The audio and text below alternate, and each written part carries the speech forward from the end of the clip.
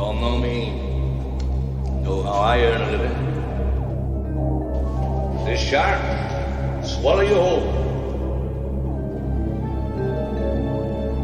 I value my neck a lot more than $3,000, Chief. Find him for 3, but I'll catch him and kill him for 10. $10,000 for me by myself. With that you get the head, the tail, the whole damn thing.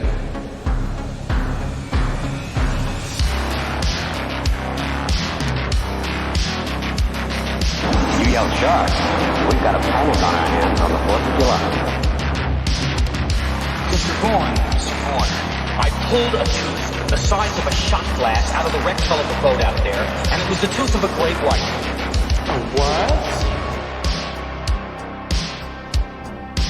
You're gonna need a bigger boat. Love to prove that, wouldn't you? Get your name into the National Geographic. No, I'm not saying that this is not the shark. It probably is, Martin. It probably is. It's a man-eater. It's extremely rare for these waters. But the fact is that the bite radius on this animal is different than the wounds on the victim. Get out of that boat!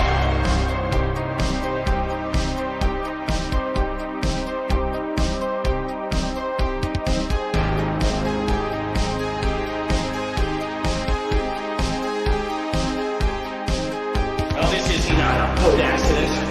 There wasn't any propeller. There wasn't any coral reef. And it wasn't Jack the Ripper.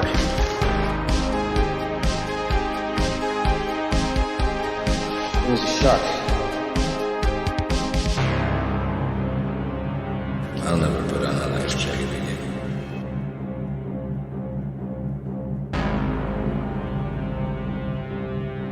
Hello out there. Welcome back to the Jaws Obsession, where we are here to share with you, prove to you, convince you, or remind you that Jaws is the greatest movie of all time.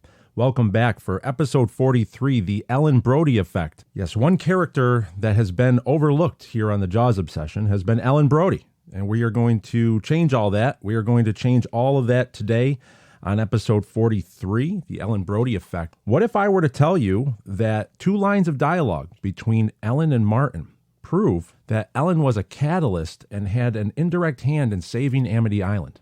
Yes, we are going to dive into that. We're going to dive into her support role, but also her influential role in the events of Jaws, and how does that affect the ultimate conclusion of Jaws.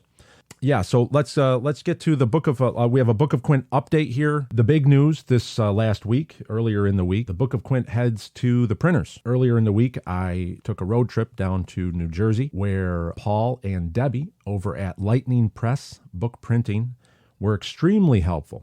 And we sat down and we talked about the Book of Quint and how the Jaws Obsession, we are doing a extremely limited printing of the Book of Quint. So that job has now been, it's underway. I already sent an email out to all the backers of the campaign to give them an update status.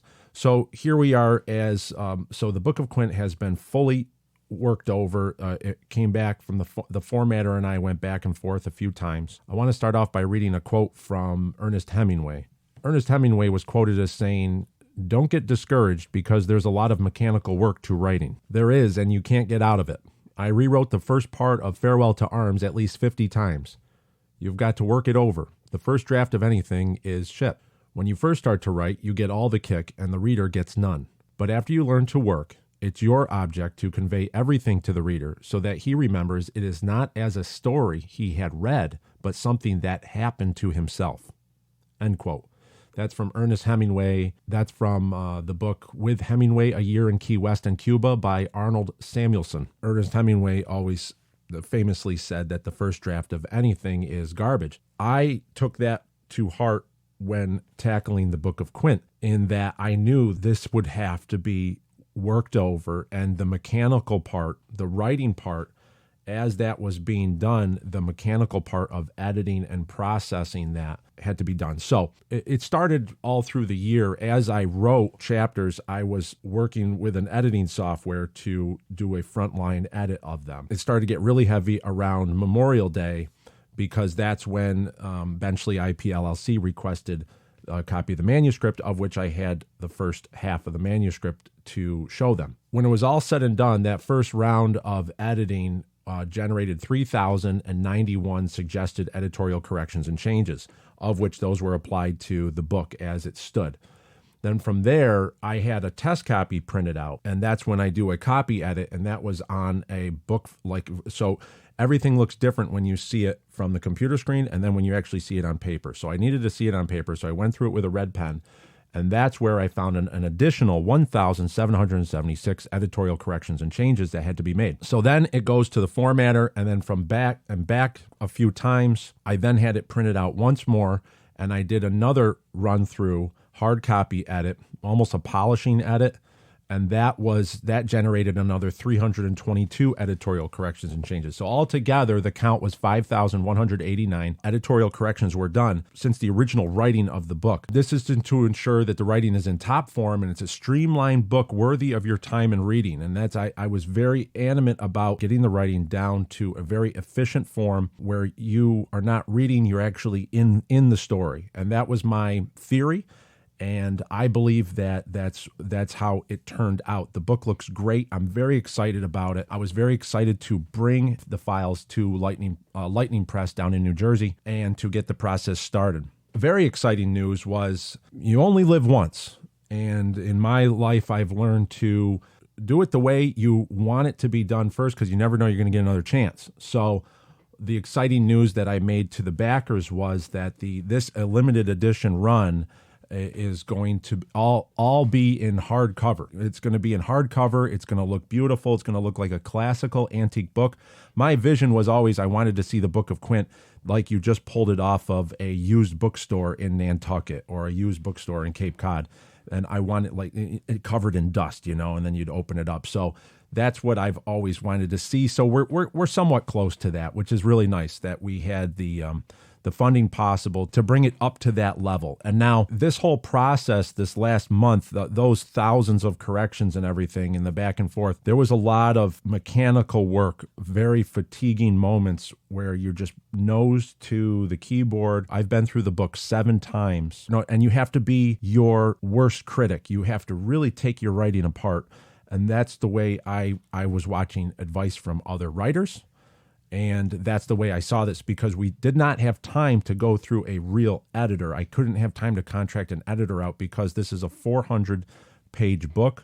The entire book altogether is, I think it's just shy of 140,000 words. There would have been at least a month of work on their end, and we did not have time because my entire goal was to stay on the Peter Benchley timeline and to get this pushed out within this window. Remember, Peter Benchley was writing Jaws at this time 50 years ago. So we have to harness that moment, and he would be done with the manuscript in January of 1973. So that was my goal, was to, in this window, to get that locked in. And it would be nice to get the book out to the backers for Christmas. So we are on schedule to do that. That's what's nice. That's what's nice to announce here. But with that quote from Ernest Hemingway, I found when I was down at the printing press at Lightning Press in New Jersey, I've just discovered through this whole process, I have a newfound respect for the writing and publishing community after being involved in this way. While at the printer's office, I looked at these bookcases they had that had years and years and decades of books that they've made out of that factory. Each book has a story, not just behind its creation, but within its pages. So the story that the book tells is one thing, but then there's a story about the creation of that book. Mind-bending if you stand back and you look at a bookcase like that. That if you have listened to the Jaws Obsession, you have listened to, this is going to be 43 episodes, what we've been doing here, but in the background, this entire time has been the writing of the Book of Quint. The Book of Quint took 29 months to complete, 14 months research, 11 months writing, and then the rest was editing and back and forth with formatting and stuff. It's a saga in itself, and just in that story, and it's pretty amazing to be at this point. And I have so much respect for any book that's out there that has gotten to this point, because it's not easy. It's not easy, and if it's done right, it's really a lot more involved than one might think. And I'm excited to be at this stage. So, in order to celebrate that the Book of Quint is at the printing press, I would invite everybody to go to our show notes at Jaws OB over at Telegram. We put out earlier to the backers, we put out a image of the table of contents for the Book of Quint. So you can actually see the entire table of contents, part 1, 2, and 3, with the page numbers, but the chapter names. And the chapter names themselves paint an intriguing preview to what is inside the Book of Quint. So I thought that would be exciting to let everybody see exactly what's in store. If you are a major Jaws fan, you're going to read some of those chapter headings, and you are going to realize that there is a lot of Easter eggs from Jaws that are going to be explained in the Book of Quint, which is very exciting. So that was fun, and so I invite everybody to go over there and let me know what you think of the table of contents to the Book of Quint, and you can email me back here at jawsob2025@gmail.com. And that's a good segue into the emails that I have been receiving, which has been very uplifting. I love hearing from everyone out there. So I wanted to get to some of these wonderful emails before they build up. They kind of bring up new aspects that I haven't thought of. And I really like hearing from you. The Jaws fandom, people that are fans of Jaws are very observant, and they have a lot of insight. And I like that. I like that because that when we're all together, we can make Jaws even more interesting than it already is. Alistair from Finland, campaign backer Al from Finland, wrote in that he finally received the Amity Island postcard, and mail was kind of slow going out there, but we got one to him, which was quite an accomplishment. That's so he's in Finland. He has a postcard on his refrigerator. He informed me that he received the postcard, and then he said, just listening to the latest episode halfway through, great so far. It's great that 10% is going to Beneath the Waves. I've been a nature lover, and over the past few years made a few changes to my lifestyle to help the environment where I can. So it was good to hear that some of the money will be going to shark research and conservation. I feel even more happy to support the project after hearing that news. And yes, that's a wonderful door that was opened up by Miss Wendy Benchley when they requested that 10% of any and all profits from the Book of Quint to go to an entity that supports shark research and conservation. And I chose from their list is Beneath the Waves. So the Book of Quint has already supported Beneath the Waves right from its very inception here, which I think is very special going forward, that there was always a stigma that Peter Benchley felt that how sharks were treated after he wrote Jaws, and then Jaws was made into the movie. So there was this arc where he felt, of course, the sharks were mistreated. And there was this arc where Jaws was responsible for that. But isn't it interesting now how we, a half a century later, how we are flipping the script on that, where now the characters of Jaws in the prequel called the Book of Quint now can help sharks by generating funds and going to Beneath the Waves, which is an entity for shark research and conservation. It's a redemption arc, which is really, I never even saw that avenue opened up, and I thank Benchley IP LLC for opening that door for us. And already, like Al over in Finland, is noticing that, and he feels great about it, and I'm sure that many buyers in the future will feel great about it too, because that's one of the things. What's next for the Book of Quint is we have 2 weeks that they're going to generate a proof copy at the printing press. I'm going to have to go back down there, and I'm going to have to approve of that. Then it's going to be another 2 weeks to get the 300 books made. There's going to be 300 books created. That's it. But what happens is I have to get a copy of the final manuscript with the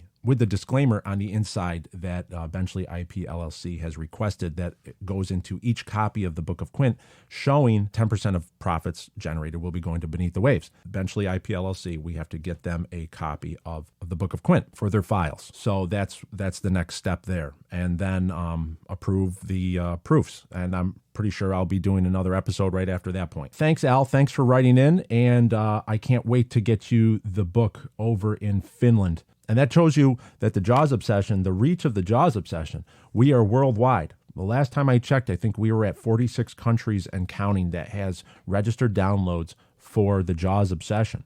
So it shows that there's Jaws fans all over the world. They like what's going on in the Jaws obsession, but that we have interest all over the world in a prequel to Jaws, in an authorized derivative work that is the Book of Quint. which is very exciting. It's very exciting to see, and Al is an embodiment of that. So thanks for writing in, Al. Here from Phil in Colorado. We have, he says, hello. I found the podcast on Spotify, and I'm moving through the episodes in chronological order. I love it. I want to throw two things out as I get things in my head while listening. Have you ever noticed Chief Brody mistyped coroner's report as coroner's report in the typewriter scene? One item I found after watching Jaws in the IMAX theater recently, there is a woven hanging calendar with a bird on it in the Brody kitchen. It is the year 1971. I listened to the 12 Days of 1974 summary episode. I wonder if anyone else saw that calendar. Anyways, I will keep going along through the episodes. It keeps my mind entertained at my night shift job. Keep them coming. Thank you, and thank you for your time. Phil from Superior, Colorado. Thanks, Phil. Thanks for writing in. Fellow night worker, I understand that nights are very long and that you need constant input to keep your mind moving. And that's where podcasts are invaluable. And I'm glad that the Jaws Obsession has found its way into that playlist. So let's talk about that. So what he was referring to the Jaws Obsession, episode 16, Jaws Timeline Explained. We went through the typewriter scene and why is Brody filling out specific dates the way he is. And we had a retired police detective, Muggsy McGraw, on the show to bring analysis into what Chief Brody was doing. And then we established a calendar of 12 calendar days. In late June to early July 1974 was when Jaws takes place in the Jaws universe. So he says that there is an item on the Brody, there is a calendar. So what Phil is saying that a lot of in the IMAX, when it becomes massive, in the Brody's kitchen on the back, there's a calendar. It's a hanging calendar. It's 1970. It looks to me like it says 1974. It looks like a 1971 because the one is the way the script is. The one it looks like there's a real thin slash over for the 4. However, even if it is a 1, yeah, the calendar looks to me like it says 1974. I'll take a screenshot of that and put that on our show notes so everybody else can see a wall calendar. And I'm sure if we get a Blu-ray grab of that, we'll see if it says 74, 71. But let's say it does say 71. That is not entirely impossible. It's a piece of art that's hanging there, and I can testify that I've had old calendars hanging on the walls for a couple years. I think I had a Norman Rockwell calendar I got from the Norman Rockwell Museum. I think I had that hanging up for about 2 or 3 years. So the calendar was out of date, but I just liked the art, so I just kept it up. So one thing that it shows is that it either proves that it's 1974 or it proves that the Brody family is just moving into a house that's a holdover, and that a lot of New England cottages, if you've ever spent time on Nantucket, Martha's Vineyard, Cape Cod, that the cottages will have old calendars hanging up. People just kind of leave them up if they like how it looks. I think that's interesting. My opinion is it says 1974, but let's see. Maybe we can have everybody look at that and then email in. What do you guys think? Do you think it says 1974 or 1971?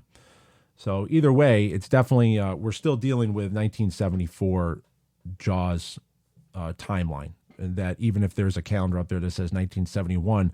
That would be really specific, and I would have to believe that Spielberg would have caught that, and he would have said, "Hey, why does that say 71? We're shooting this in 74. We got to make that into 74." So I don't think that's a gaffe. It looks like one, but I'm going to go with that. It says 1974. What do you think? Email in at jawsob2025@gmail.com when you see the screen grab. It's actually the minute is right when he's about to answer the phone. When the phone's ringing, you see it on the wall. There's a 6-pack of Coca-Cola bottles. So it's at 6 minutes and 12 seconds into the movie.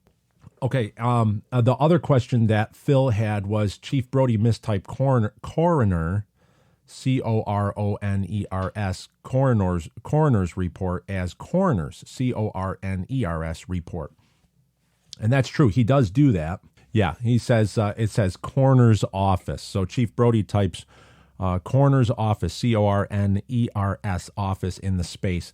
Now, I thought I asked the detective about that, but what it looks like that's either he's abbreviating or he's just going fast.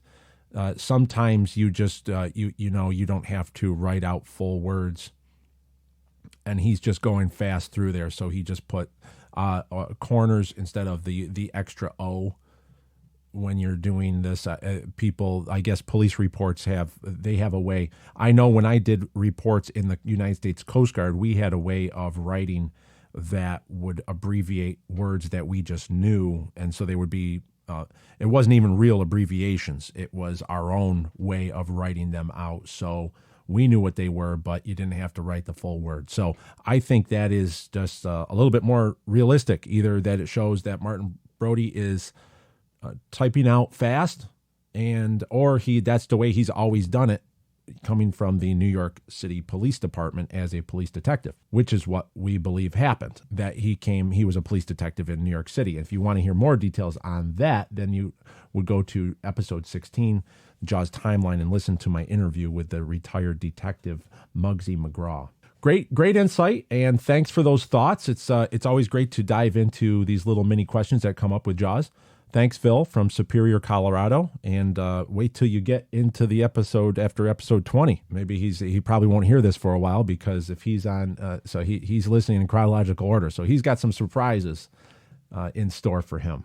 So we had another email that said, good morning, mate. I only recently stumbled across your podcast and have binged 22 odd episodes in very quick succession. My question is, can I still order the Book of Quint? My 11-year-old is a Quint diehard, and this would be amazing for him for Christmas. And to confirm, do you ship to Australia? So that's Luke from Australia, and I had a back and forth with Luke.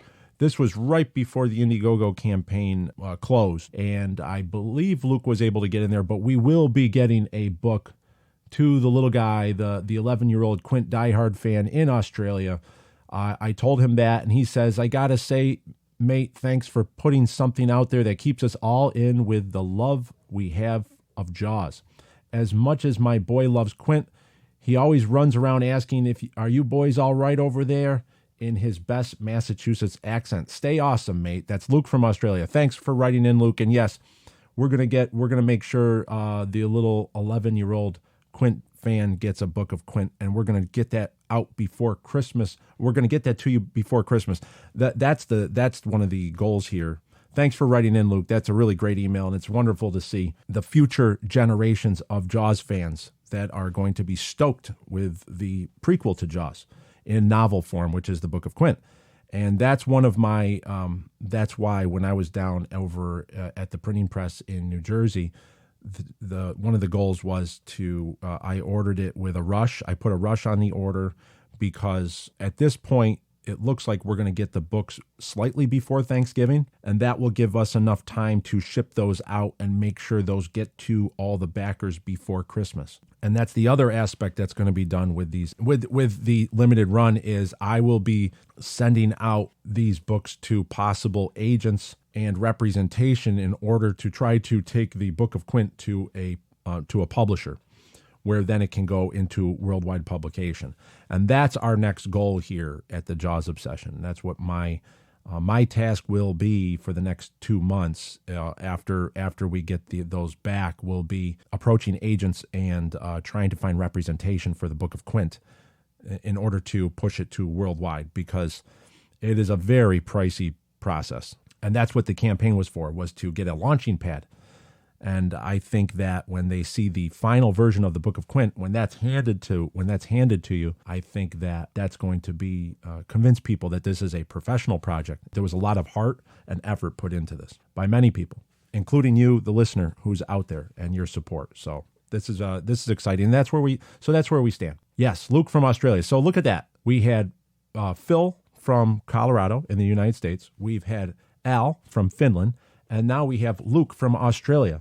Look at how have gone. Look how Jaws has a global influence, how there are fans all over the world of Jaws. That proves it's the greatest movie of all time, that only the greatest movie of all time could generate this type of excitement, and a prequel 50 years after it comes out, right? So we're talking 50 years of Jaws. The writing of Jaws is coming up. So it's exciting. It's exciting. So thank you, everyone. And please, I'd love to hear from anyone. If you have any questions for the Jaws Obsession, jawsob2025@gmail.com. Yeah, so let's get to it. Let's get to the Ellen Brody effect. What is the Ellen Brody effect for the movie Jaws? Well, if we know the relationship between Martin and Brody and his wife Ellen Brody, it might seem very simple on its face, but there's more that has happened that we are not privy to, but we can tell, especially with two lines of dialogue that occur later on in the movie. We are introduced to the Brody family in a transition phase. The transition phase is that Ellen Brody and Martin Brody, they hail from New York. So they're clearly from New York City, where Martin Brody was a police detective. Now, why do we have to establish some truths here that we have done in series in past episodes? The past episode number 16, which we talked about, episode 16, which was the Jaws Timeline Explained, where we had a retired police detective on the show, that we surmised that the best guess is that he became chief. He was hired as chief over here because of he took an early retirement. He would have reached the rank of detective in the New York City Police Department in 1973, and he would have taken an early retirement.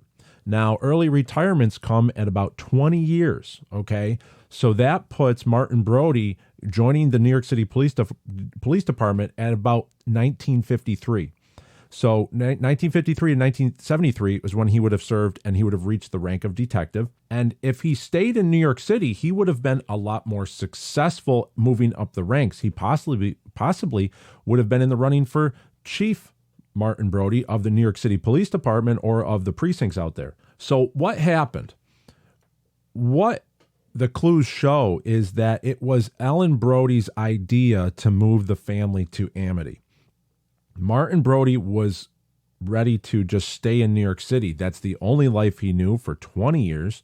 He was a New York City police detective. Now, what we can also identify, and this is going to come in a later episode, is Martin Brody is in his early 40s during Jaws. In 1974, in the Jaws universe, Martin Brody is in his early 40s, which means that if he was 21 or 22 when he joined the New York City Police Department, that means he worked there until he was 42. And now we see him in 43 or 44 and Amity Island. So that puts him at a birthday of 1930 to 1932 would have been Martin Brody's birthday. So what we can also find out from a clue, which is going to be later on when I do the M1 Garand episode, which is a Jaws Easter egg in itself, because the M1 Garand tells a lot of history, not just about Quint, but about Brody as well. Long story short, we can't go into that avenue. I don't want to get sidetracked and go down that road just yet, but because we have to stay on Ellen Brody here. But when Martin Brody picks up the M1 and actually checks the chamber, he checks to see if there is a full clip inside of 8 rounds. He does it in a way that's very natural, and it shows that he's been trained with the M1 Garand, which is a military rifle, and that would have been used in the Korean War, of which I believe Martin Brody served in the Korean War, and that's how he, out of high school, and that's how he went into, he doesn't talk about it in the movie Jaws, obviously, but the way he handles that M1 Garand, it shows that he was familiar with that rifle, and that rifle was an issued rifle for the Korean War as well as World War II, which is why Quint has it. So what we're seeing here is that we've established a history for the Brody family that we don't know when they got married, but they got married in New York City, and then they had the 2 boys, and then life got pretty rough in the 70s. As we all know, you can watch movies like Taxi Driver or just look at the history books. The 1970s, who knows the movie The Warriors? That was chaos back then, right? It was a great movie, but New York City was not a fun place to be. It was not a tourist haven in the 1970s. So even though Brody was used to it, we have to look at. I always loved how they are a great team here in Jaws. That Ellen supports Martin Brody, and we see her support Martin through the entire movie. But what we're not realizing here is that Martin is actually supporting her. He changed his entire life around and moved to an island for a guy that doesn't even like the water and does not like boats. He changed it for her and the kids and took an early retirement and came here. So knowing that context, let's review some of the scenes in the movie. Listen, Chief, be careful, will you? In this town? Hey, Get on. I want my cup back. you'll get it. Okay. Where's the button? Okay, I always like these little playful scenes where when they first of all we were given some information right there where she says, be careful, okay? And he says, in this town. So already he's kind of playing off like this is a rinky-dink place that we've moved to, and I can be and I've served in I was a police detective in the hardest city there was in the land. So he's kind of laughing that off. And then she says, I want my cup back. And he says, you'll get it. So that implies that he has taken her cups and the coffee cups from the house, and he has left them, whether it's in squad cars and all that stuff before in New York City.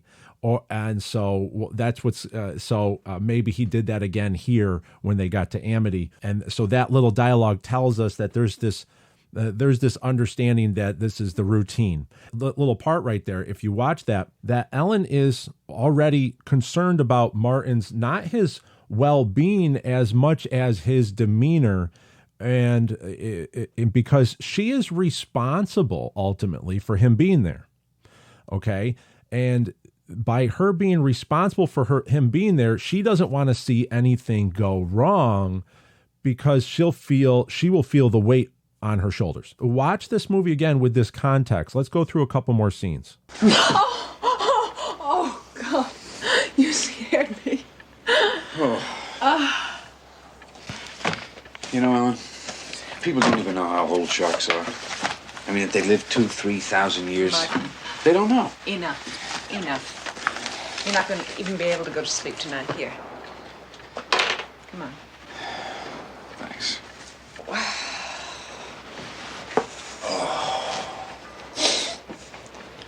Want to get drunk and fool around? Oh, yeah. So right there, we see that Ellen is already in these scenes. Ellen is concerned about Martin's stress levels, and this is now normally she's a police officer's wife. She's seen him go through 100 different cases where he's working at home or he's doing research or whatever. He would stay late hours because he was the rank of detective. Why do we know he's rank of detective? Because that's how he got hired as a police chief. You go from detective to chief. So he was a detective, so that would have given him the qualifications to be chief in Amity. That's how he got hired here. So he would have taken the early retirement.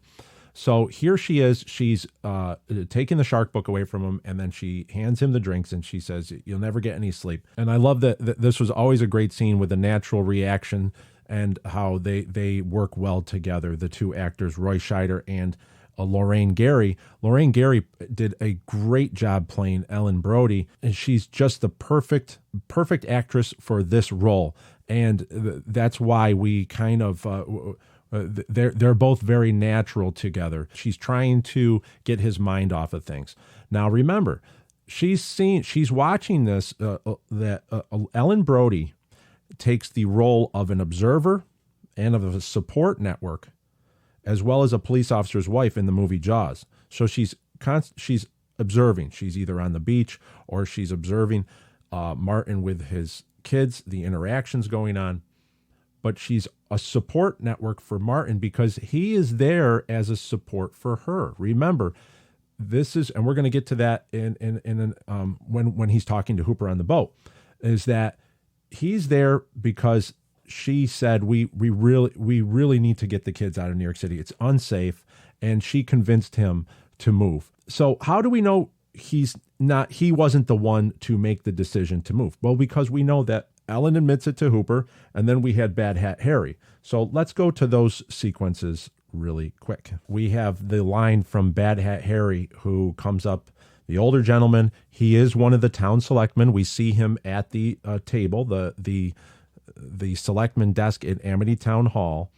He's one of the 5 selectmen. So Harry is one of Bad Hat Harry Kiesel. He owns Kiesel's Bicycle Rentals. He's the one that he would have been one of the 5 votes that hired Martin Brody. Okay. And that is a very interesting telling scene here. Now let's listen to Bad Hat Harry. It's cold. We know all about you, Chief. You don't go in the water at all, do you? It's some bad hat, Harry. We all know about you, Chief. You don't go in the water at all, do you? There is an element that that the selectmen wanted a green chief. They wanted a policeman that would not be getting into business and not be getting into the Islanders' business. So they wanted someone that was kind of a rookie. And so they had to hire a chief. They would have had to hire a chief because the Amity population was growing and they needed a full-time chief at this point. And that's why they selected him, I believe, is that they knew that he didn't like the water. They knew that he's a fish out of water on that island. So that is why he was hired, for reasons that are explained in the Book of Quint, and for reasons that we can't tell with the facts that we are given in Jaws. And that's why Jaws is it's an amazing movie, in that there's information that's thrown out there, but it leaves questions, and those questions have to be answered. And we can only know that by having more information. And that's where, so when Bad Hat Harry says, we all know about you, so it's already out there that Martin, he kind of applied for the job, but he wasn't really right for the job, but they still hired him anyways. So let's keep that in mind. Then there's Ellen admitting that Martin is uncomfortable around water. Martin hates boats. Martin hates water. Martin sits in his car when we go on the ferry to the mainland. I guess it's a childhood thing. There's a clinical name for it, isn't there? Drowning. Listen, is it true that most people... What we have Ellen admitting that Martin hates boats. He sits in his car when they go to the mainland for the ferry rides. So Martin did not want to come to Amity Island, right? That Ellen was the one that said, we really need to move the family. I would feel safer and then he agreed, obviously, because he wants to support his family and give them the safest environment to grow up on. So he put his own experience and his own comfort aside to support Ellen. So that's why we see Ellen she's very supportive of Martin throughout the entire movie of Jaws, and she's concerned about him. Even when she's talking about, if you look at her body language, even when she's talking about him being afraid of boats, she has her left arm on his forearm, which he's holding onto the bottle.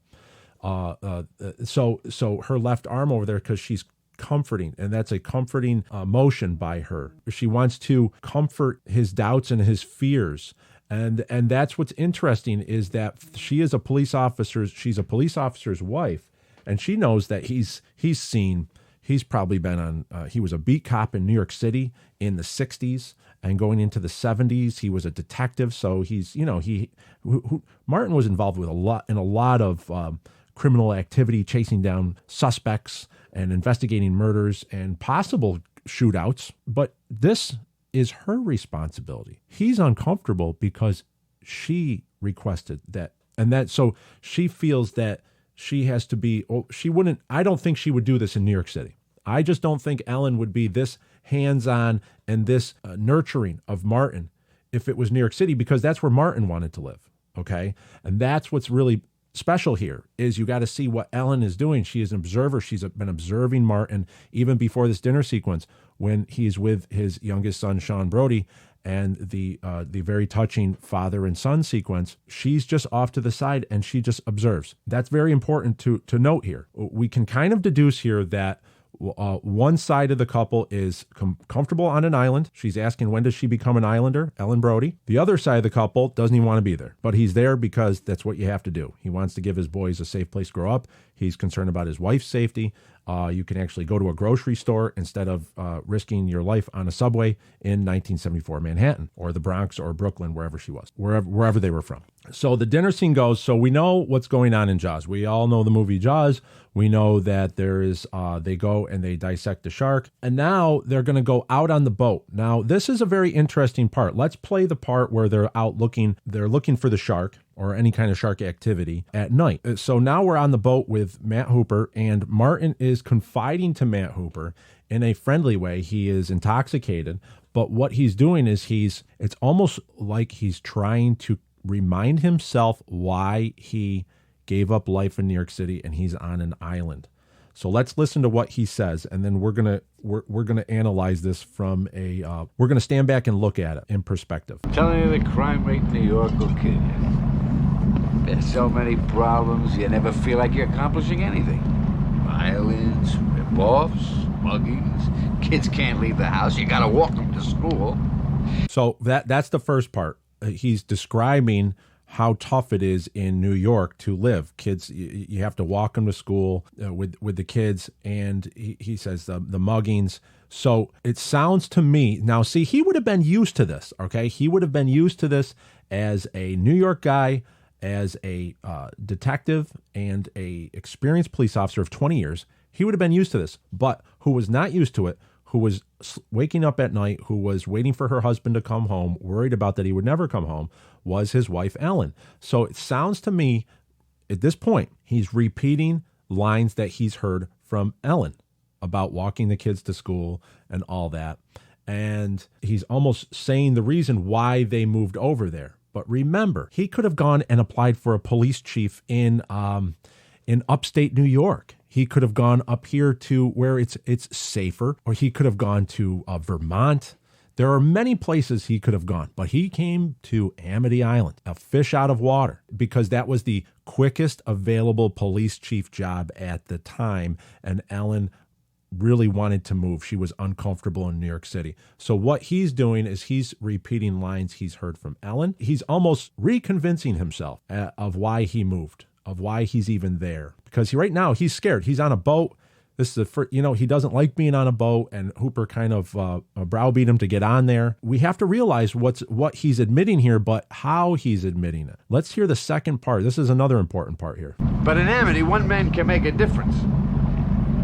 In 25 years, there's never been a shooting or a murder in this town. But in Amity, one man can make a difference. In 25 years, there's never been a shooting or a murder in this town. Now, that sounds like to me is that he's repeating a politician's line. He must have heard Mayor Vaughn say that during the interview process many times. What does Martin Brody know about the history of Amity Island? It would have been Mayor Vaughn would have said, listen, Martin, we're hiring you. This is a relatively safe island where there hasn't been a shooting or a murder in 25 years. And he would have said that multiple times.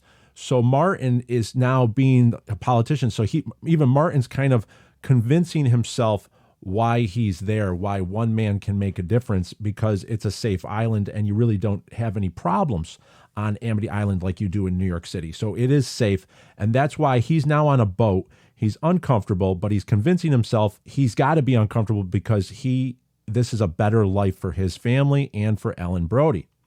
So very interesting little exchange right there. If you see where that's coming from, those are not from Martin Brody himself. Those are from words, I believe, from Ellen Brody and from Mayor Vaughn right there. So if you look at that from that aspect, now you can actually get a picture of what's going on in Martin Brody's head and how he is actually a support role for Ellen.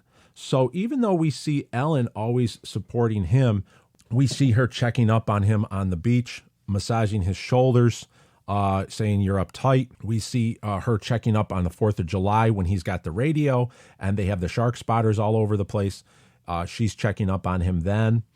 So now we know the whole progression of what happens. We know the Alex Kittner attack, and then, of course, the Chrissy Watkins attack. And then now we go to the 4th of July and all the chaos that happens. Ellen sees her son get pulled out of the water, unconscious from shock. She has a lot of grief. And what that grief is, you got to see what's going on there, is you're watching Lorraine Gary as Ellen Brody. You're watching a woman who feels responsible for why they're even there, okay? Because she was the catalyst for that happening.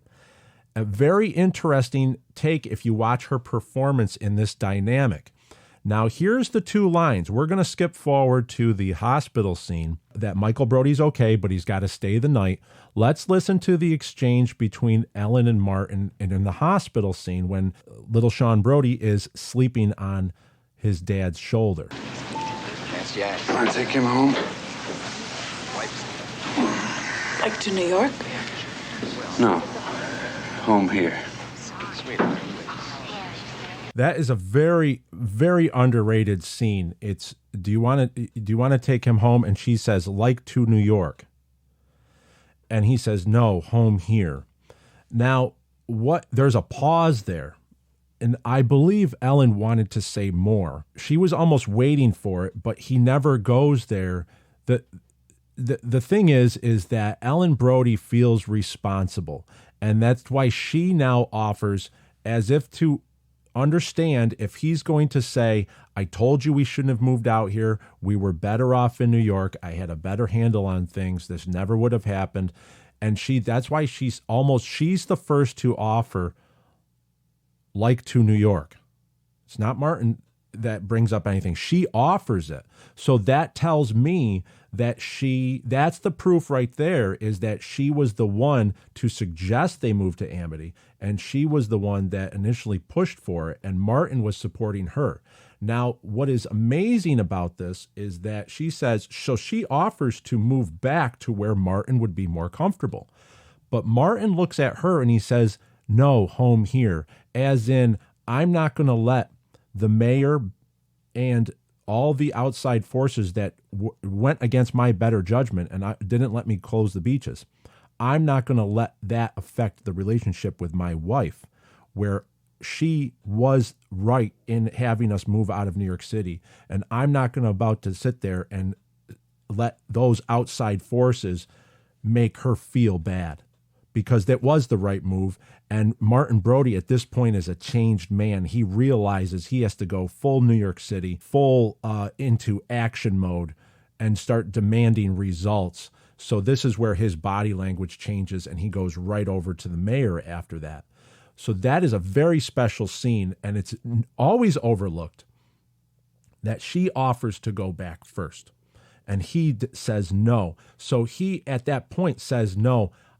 Even though I'm uncomfortable on an island and I am in a ball game here with people and a killer shark that's out there and a shark that has attacked multiple people, and I have a politician that will not work with me, I'm getting stymied and trying to do my police work, I still want to stay on this island and I still want to support you. And that pause she gives him after he says no, home here, that is, there's 1,000 words that are spoke in that pause. And that is Lorraine Gary, excellent actress, and that is an excellent beat that she holds that look, and then she turns away with a sleeping Sean Brody. Everyone, when you watch Jaws again, watch that scene and realize what's going on there. Now, this is that. Now, as you watch what happens, now they go to Quint's Shark and Shack. The next day they go to the charter and to explain the arrangement for the charter, and then they leave the following day. So this is 2 days later. This is the last time we're going to see Ellen Brody. And what is she doing as they're walking into Quint's Shark and Shack? Did you take your Dramamine? Yes. The line's in the locker room. I put an extra pair of glasses in your black socks, and there's the stuff for your nose. The zinc oxide and Blistex was in the kit. Son of a bitch! Goddamn women today, they can't handle nothing. Young girls is quite smart, like their grandmothers were. It's got to be Quint. This collection of Colorful, isn't it? 35, It scares me. 45-year-old dumpskis they raised. Christ almighty, you gotta Don't sift use through the fireplace in the or den you can because I find What am I haven't going fixed to the tell flue the yet. kids? Go to hell. Tell them I'm going fishing. So this sequence right there, Ellen is overly supportive. Watch how she's looking at Martin. Watch how she's rattling off the Blistex and all the different things that she packed, his black socks. And then she tucks in his shirt, like she fixes his jacket, and she says, "That's Quint. He scares me." She is overly nervous because she feels that she is responsible for this situation, that he is now in this situation. So if you watch it and then that dynamic, it really improves Miss Gary's performance to a whole new level. The look that Martin gives her when the orca is leaving, and then she walks away, she gets emotional. She walks away, gets emotional. Now, this is a police officer's wife. She has multiple years of being with this man through all the high crime New York City. But now she's getting, because it's a whole new world now. Now she knows that he's going on something, that he's completely uncomfortable, and she's not going to be there to put her hand on his forearm. She's not going to be there to watch over him and to comfort him like she would be on the ferry rides to and from the island. He's doing this because this is the situation that he's dealt with, and he's handling it. And that's why she gets emotional. It's wonderful. It's a wonderful aspect of Jaws that is overlooked by many, because if you look at the clues, we can draw all these clues. But those two lines, when she's the first to offer to go back to New York City, that tells all of us that she was the one who was the catalyst of moving the family to Amity, and Brody was supporting her. So he supported her. Now she's supporting him. She's getting emotional because she knows he's going out in a very dangerous situation, and she is partially responsible. So, but if we stand back, Chief Brody was the right man for the right time to handle this situation that Amity was put in. If it wasn't for Ellen pushing Martin to move the family, to take that early retirement from the New York City Police Department, to bid the job and get awarded the chief job of this little island that's out in the Atlantic Ocean. If Ellen did not do that, we would have not had Martin Brody, who brought in Matt Hooper, and that shark would have wreaked even more havoc around the island. So we can actually deduce, if we stand back and look at the big picture, that the Ellen Brody effect actually affects the outcome of Jaws by putting Martin Brody on that island. Wonderful to see. And that's why she is a very important character in the movie Jaws. All the characters are important. And it's wonderful to actually finally get to an Ellen Brody episode. And I hope that now you will watch her performance in an entirely new light. Show me the way to go home. I'm tired, I want to go to bed. I had a little think about an hour ago, and it's gotten right to my head. Wherever I may roam, by land or sea or home.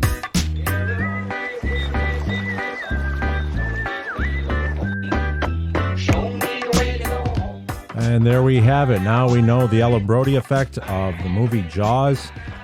Wonderful to see. We're just building layers on this wonderful movie, the greatest movie of all time. And we're just making more enjoyment, repeated views of this movie. When you focus on different aspects, that's why it's the greatest movie of all time. I always say that if you focus on different aspects of the movie Jaws, it takes a whole new tone every time you watch it. So now you rewatch the movie Jaws and just focus on Lorraine Gary and her performance as Ellen, and it will make for a new experience while watching Jaws. The movie Jaws is copyrighted property of Universal Studios. Any references and sampling from the movie Jaws in this episode is intended to fall within Section 107 of the Copyright Act. The copyrighted materials are fairly used for the purposes of criticism, comment, reporting, teaching, and research. The materials used here are protected by the fair use guidelines of Section 107 of the Copyright Act. All rights reserved to the copyright owners.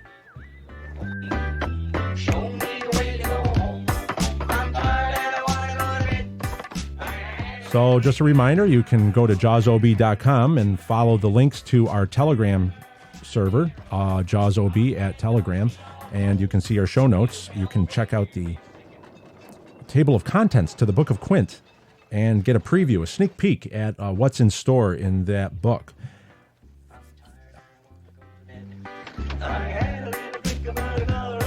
So we'd love to hear from you. You can write in at jawsob2025@gmail.com. Thank you very much for listening this week, for your time. Until next week, farewell and adieu, and show me the way to go home.